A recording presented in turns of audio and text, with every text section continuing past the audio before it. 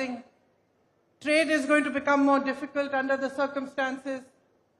ഇനി കൂടുതൽ കഷ്ടതകളിലേക്കാണ് ആ കാര്യങ്ങൾ മുന്നോട്ട് പോകുന്നത്. നമ്മുടെ ഇന്ധന വിലകൾ എല്ലാം വർദ്ധിക്കുകയാണ്.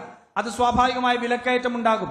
നമ്മുടെ കുട്ടികൾ എല്ലാവരും, ചിലപ്പോൾ നിങ്ങളുടെ സഹോദരന്മാർ, സഹോദരിമാർ, അമ്മമാർ, അച്ഛന്മാർ, അവരെല്ലാവരും ഇന്ന് അവിടെ കുടുങ്ങിയ അവസ്ഥയിലാണ്.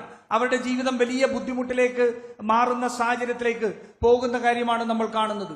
And in the middle of all this, what is the policy of our central government, of Narendra Modi ji? നമ്മൾ ഈ ദുരിതങ്ങൾക്കെല്ലാം ഇടയിൽ ഇത്രമാത്രം വലിയ യുദ്ധം നടക്കുമ്പോൾ നമ്മുടെ കേന്ദ്ര സർക്കാരിന്റെ നരേന്ദ്രമോദിയുടെ എന്താണ് ഇത് സംബന്ധിച്ചുള്ള നയം എന്നുള്ള ചോദ്യം ഉയരുന്നുണ്ട്. He is not fighting for his people.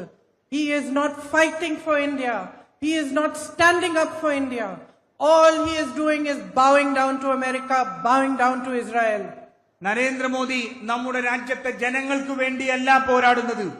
നമ്മുടെ രാജ്യത്തിനു വേണ്ടി നരേന്ദ്രമോദി പോരാടുന്നില്ല.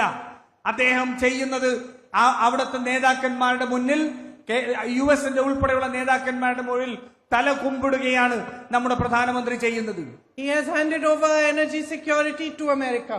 നമ്മളുടെ ഊർജ സുരക്ഷ അമേരിക്കയ്ക്ക് വേണ്ടി എഴുതി വിറ്റിരിക്കുകയാണ് Narendra Modi. He signed a trade deal in which Indian farmers will now be competing with highly mechanized US farms. അദ്ദേഹം യുഎസുമായിട്ട്, അമേരിക്കയുമായിട്ട് ഒരു വ്യാപാര കരാർ ഉണ്ടാക്കി.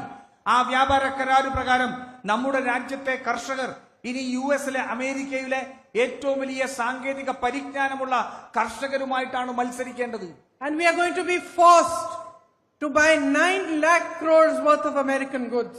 അത് മാത്രമല്ല, നമ്മുടെ രാജ്യം അമേരിക്കയുടെ 9 ലക്ഷം കോടി രൂപയുടെ ഉൽപ്പന്നങ്ങൾ വാങ്ങാൻ ആ കരാറിലൂടെ നിർബന്ധിതരായിരിക്കുകയാണ്.